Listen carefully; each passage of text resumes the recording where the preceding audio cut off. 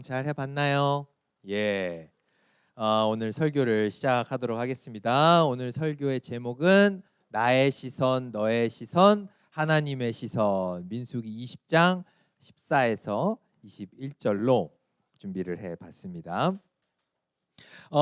우리가 지금 보고 있는 이 민수기의 말씀은 이제 이스라엘 백성이 출애굽한 이후에 가나안 땅 가기 전에 계속 이렇게 돌고 있는 그런 여정길 가운데 있었던 사건들, 이걸 이야기하고 있어요. 그죠? 예. 그 중에서도 오늘은 어때요? 앞에서 잠깐 얘기했지만 이제 에돔 땅을 지나가야 되는 그런 상황에 놓인 이스라엘 백성들의 이야기, 이게 바로 오늘 본문의 핵심 내용이었어요. 맞죠? 예.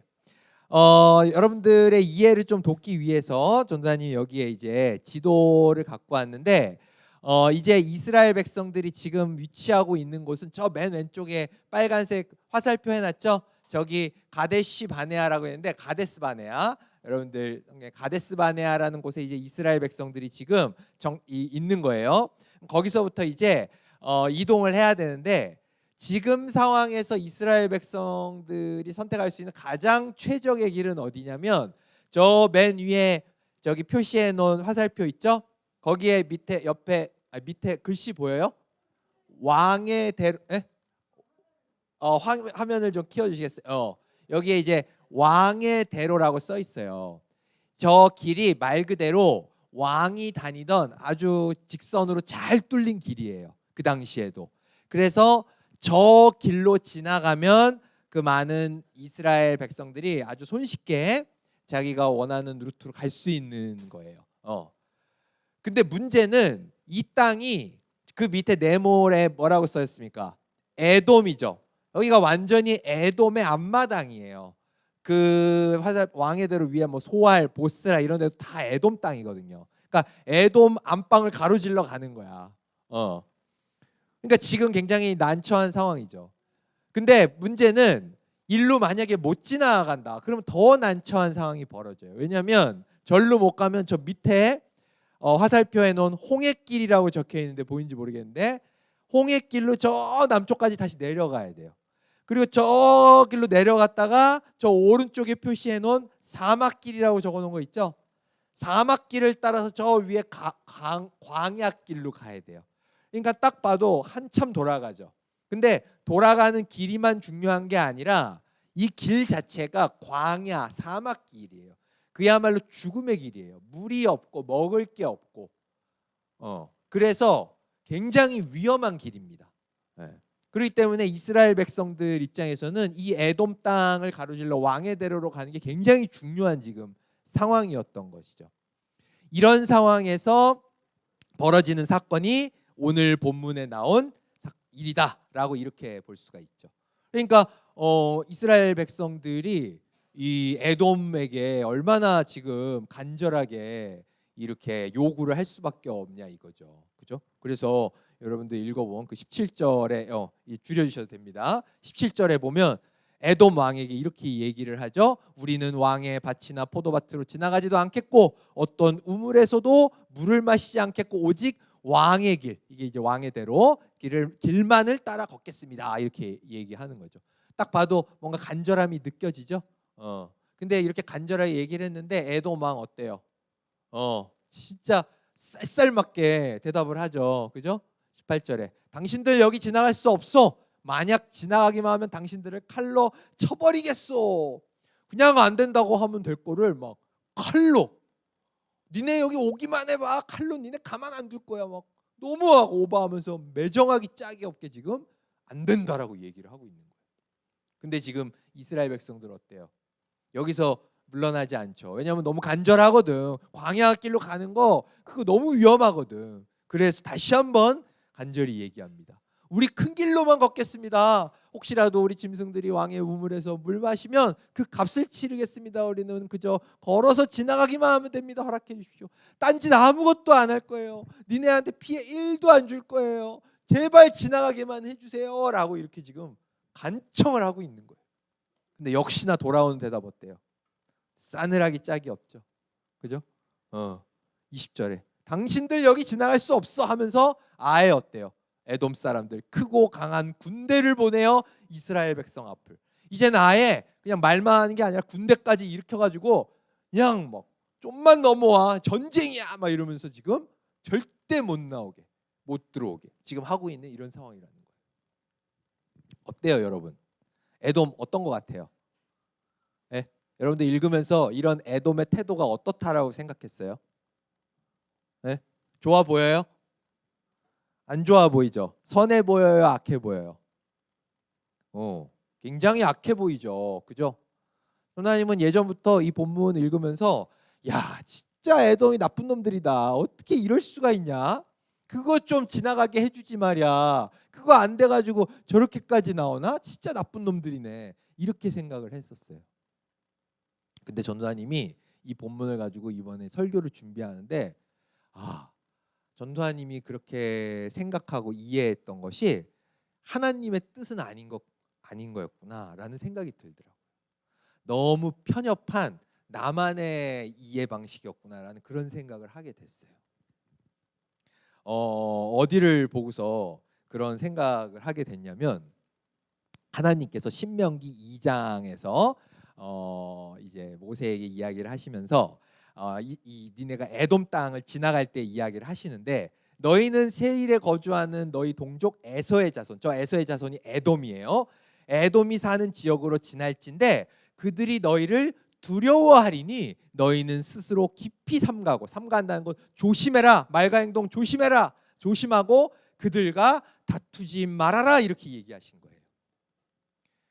그러니까 하나님은 언약의 백성인 이스라엘 민족을 가나안 땅으로 안전하게 이렇게 이끌고자 하시는 분이지만 이스라엘 입장만 생각하시고 있던 게 아니었던 거예요. 니네가 만약에 에돔 땅 지나가야 될 일이 생겨서 지나가게 되면 에돔 입장에서 어떨지 생각해봐라. 걔네가 두렵지 않겠니? 라고 지금 말씀하고 계신 거예요.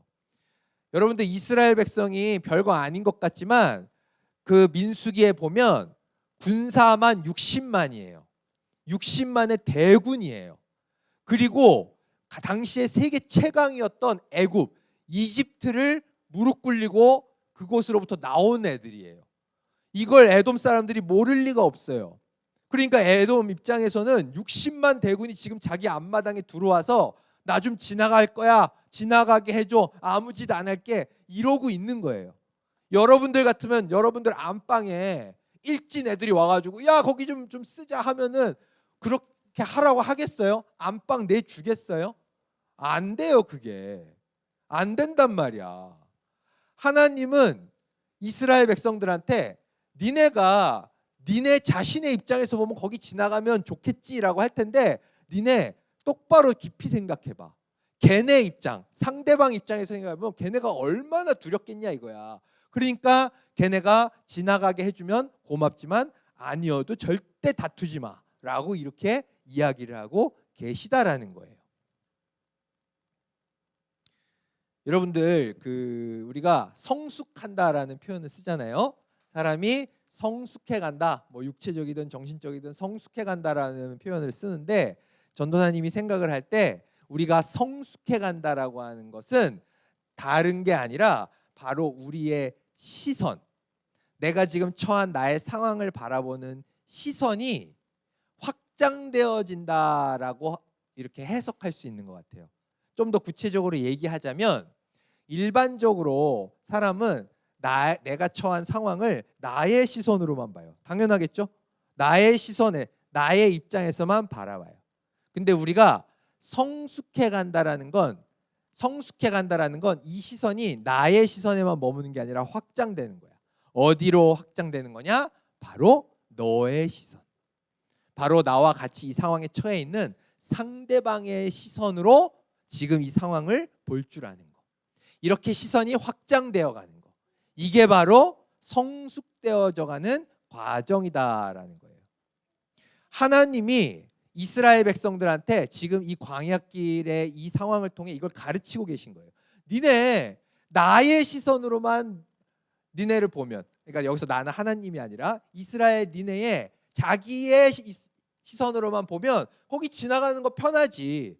근데 너의 시선, 즉 상대방인 에돔의 시선으로 한번 생각해봐. 걔네 얼마나 두렵겠냐. 그러니까 니네 나의 시선으로만 보지 말고 너의 시선을 생각해서 걔네랑 다투지 말고 안 된다 그러면 돌아가라고 이렇게 말씀하고 계신 거예요.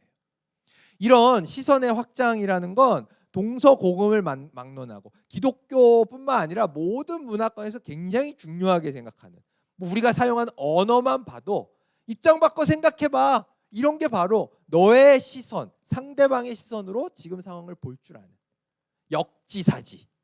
그리고 또 뭐 여기 영어권에서 많이 쓰는 관용어라는데 이런 표현, 남의 신발 한번 신어봐봐. 이런 표현, 이게 다 뭐예요? 나의 시선으로만 상황 보지 말고 너의 시선, 상대의 시선도 좀 볼 줄 알아봐 라고 이렇게 이야기한다는 거예요.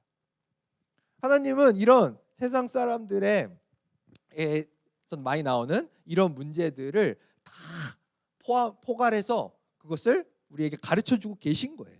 이스라엘 백성들, 나의 시선이 아닌 너의 시선까지 확장해라, 성숙의 기회로 삼아라 라고 이렇게 가르치고 계신 거죠. 전우님이 학교에 이렇게 교사로 있다 보면 애들끼리 진짜 많이 싸워요. 여러분들도 뭐 또래랑 많이 싸우잖아요. 예. 근데 이렇게 싸우는 거 보면 대부분 이게 안 돼서 그래요. 싸운 애들 불러다 앉혀놓고 서로 이렇게 이야기 들어보면 진짜 둘 다 똑같거든요.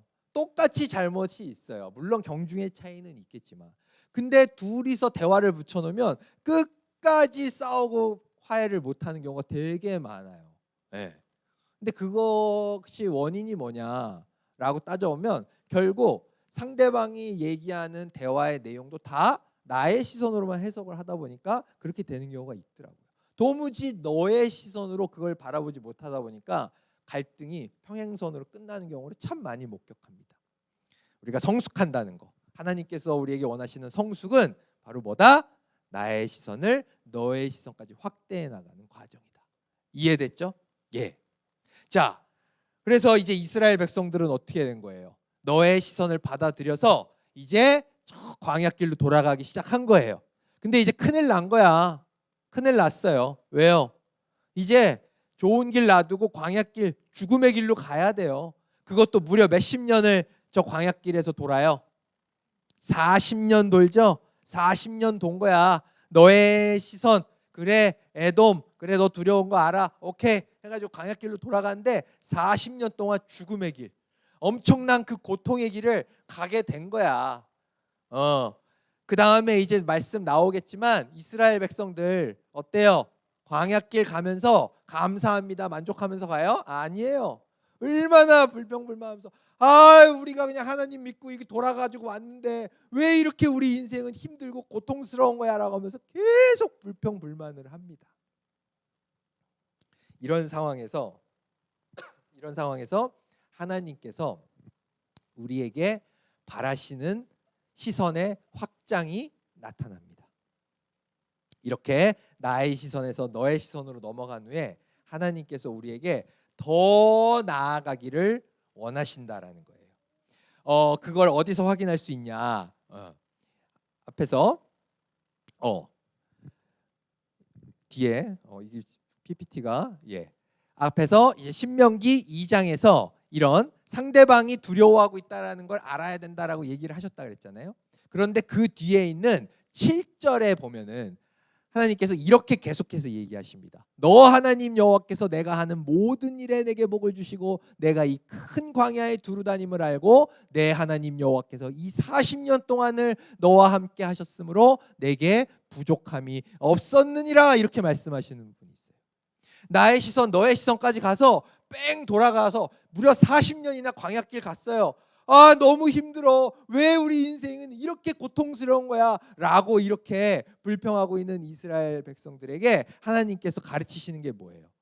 니네가 이 40년 동안 내가 너희와 함께하였고 내가 너희와 함께했기 때문에 너희가 부족함이 없었던 것을 깨닫는 시간이 되기를 원한다 라고 지금 말씀하고 계시다는 거예요. 바로 이게 무엇이냐? 바로 하나님께서 우리에게 뭘 원하시고 계신 거냐? 시선의 이동. 바로 너의 시선을 넘어서서 하나님의 시선까지 나아가서 지금 우리가 처한 상황을 보기를 원하신다라는 거예요. 나의 시선에 갇혀 있으면 광야길 가는 거 고통투성이죠. 물도 없고 먹을 것도 없고, 그죠? 일교차는 엄청나게 크고 고통뿐이에요. 근데 하나님의 시선으로 그걸 이렇게 내려다보면 어떻다는 거예요? 그 40년의 광야길이 하나님이 나와 함께 하시는구나라는 걸 깨닫게 되는 그런 너무나 큰 선한 도구였다. 하나님이 나와 함께 하시기 때문에 나의 삶에 부족함이 없다. 부족함이 없구나 라고 하는 걸 깨닫게 되는, 진심으로 그걸 고백할 수 있게 되는 그 훈련의, 그런 선한 훈련의 시간이다 라고 하는 걸 깨닫게 된다는 거예요. 어떻게 하면? 하나님의 시선으로 우리의 상황을 보면 이렇게 될 수가 있다라는 것입니다. 전도사님은 이런 하나님의 시선에 대해서 가장 잘 깨닫고 살았던 사람이 바로 요셉이라고 생각해요. 여러분들 요셉 알죠? 요셉이 어떤 사람이에요? 자기의 형들로부터 버림을 받았잖아요. 그죠? 그래가지고 애굽으로 팔려갔죠. 13년 동안 종살이하고 감옥살이 했잖아요. 그죠? 예. 자기의 시선, 나의 시선에 만약에 요셉이 머물러 있었어 봐. 그러면 얼마나 자기 삶이 비참하고, 그죠? 고통스럽기만 한 삶이라고 봤겠냐고. 근데 나중에 요셉이 자기의 지나온 삶을 돌아보면서 자기를 버렸던, 배신했던 그 형에게 얘기하는 그 말을 한번 들어보세요. 창세기 50장에 이렇게 얘기합니다. 당신들 형들은 나를 해하려 하였으나 하나님은 그것을 선으로 바꾸사 오늘과 같이 많은 백성의 생명을 구원하게 하시려 하였습니다. 이렇게 얘기해요. 요셉은 나의 삶, 형들이 나를 버려서 내가 그렇게 고통받은 걸 나의 시선으로만 본 거 아니에요. 나의 시선으로 봤으면 내 삶은 너무 비참했어. 나 버린 당신들 진짜 나쁜 놈이야. 당신들 내가 가만 안 둘 거야. 이렇게 됐을 거예요. 근데 하나님의 시선으로 자기의 삶을 보다 보니까 뭐라고 고백하는 거야? 당신들 나 버린 거? 그거 하나님이 더 큰 선을 만들기 위한 도구였을 뿐인 거예요. 내가 애굽에 간 거, 애굽에서 그 초강대국의 총리로 나를 만들어서 그 흉년 기간 동안 많은 백성들의 생명을 살리기 위한 도구로 하나님이 쓰신 거예요. 라고 이렇게 고백을 했다는 거예요. 이게 가능했던 이유가 뭐다? 하나님의 시선으로 나의 상황을 볼 줄 알았기 때문에 가능했던 일이다 라고 성경은 우리에게 가르쳐주고 있다는 겁니다. 이제 전도사님 설교를 정리를 할 텐데요. 전도사님 이 설교를 마치면서 유명한 어떤 한 분의 이 명언 하나를 여러분들한테 소개하고 이제 설교를 마치려고 하는데, 여러분들 찰리 채플린이라고 알아요? 찰리 채플린, 미국의 아주 전설적인 희극 배우잖아요. 그분이 이런 말을 했대요. 인생은 가까이서 보면 비극이지만 멀리서 보면 희극이다. 들어봤어요? 한 번쯤 들어봤죠. 굉장히 유명한 명언이잖아요. 예. 그 전도사님이 이분의 이 명언을 딱 듣는데, 이야, 이 명언이 그야말로 하나님의 마음을 말하고 있구나, 하나님의 뜻이구나 라고 하는 걸 전도사님이 깨달았어요. 근데 궁금해가지고 찾아봤더니 이분이 교회 열심히 다녔다 이런 얘기는 안 나오긴 하더라고요. 근데 어쨌든 이 말은 딱 하나님이 성경을 통해 우리에게 가르쳐 주시는 얘기예요. 인생이라는 거, 내가 처한 상황에 이 인생은 가까이서 보면, 즉 나의 시선으로만 내 인생 보면 비극뿐이에요. 아유, 나는 왜 이렇게 못생겼냐, 쟤는 이쁜데. 나는 왜 이렇게 머리가 나빠가지고 성적 집중력 낮아가지고 공부도 못하고. 왜 우리 집은 이렇게 그냥 부자 아니야? 왜 우리 집은 이렇게 화목하지가 못해? 온통 비극뿐인 거예요. 그런데 그런 나의 인생을 멀리서 보는 거, 즉 뭐예요? 하나님의 시선, 크고 위대하신, 시공간을 초월하시는 하나님의 그 시선으로 나의 인생을 보면 그때 어때요? 똑같은 상황도 비극이 아니라 희극이 된다는 거예요. 하나님의 시선으로 보면 내가 못생긴 것도, 내가 성적이 낮은 것도, 내 가정에 불화가 있는 것도, 그것도 하나님이 더 큰 선으로 나를 이끄시고자 하는 그런 과정으로 보여줄 수 있다는 것이죠. 그걸 깨닫고 그 하나님의 시선을 내가 받아들일 때 나의 삶은 희극이 되는 거다라고 하는 것. 이것이 오늘 본문을 통해 우리 주님께서 우리에게 가르쳐 주시고 있는 내용이 아닌가 생각합니다. 이 설교를 마치겠습니다. 이 설교를 통해 우리 친구들이 한번 돌아봤으면 좋겠어요. 나는 어느 시선에 있나? 나의 시선에만 갇혀 있나? 너의 시선, 하나님의 시선, 어느 시선까지 확장되어 있는지를 한 번쯤 돌아보는 우리 친구들 되기를 간절히 소망합니다. 이 시간 같이 전도사님이 기도하고 바로 예배를 마치고자 합니다. 같이 기도하겠습니다. 사랑의 하나님 아버지, 설교를 마쳤습니다. 주님, 이 설교를 통해서 주님께서 우리에게 시선이 확장되어 가기를 원하신다는 걸 알게 되었습니다. 우리는 우리의 일상의 삶 속에서 너무나 나의 시선에만 갇혀 살고 너의 시선까지도 나아가지 못하는, 상대방의 입장도 제대로